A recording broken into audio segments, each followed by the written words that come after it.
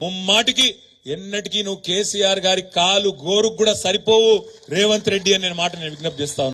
కేసీఆర్ ని అలా పార్టీని మూసిగా పాతి పెట్టి మురికి కుంపలు వేసి పడేస్తే ఆయన కాలి గోడి సరిపోరంట. ముఖ్యమంత్రి అనే పదవికి ముఖ్యమంత్రి అనే వారికి ఎవరు ఆ కుర్చీలో ఉన్న గౌరవం ఇవ్వాలి.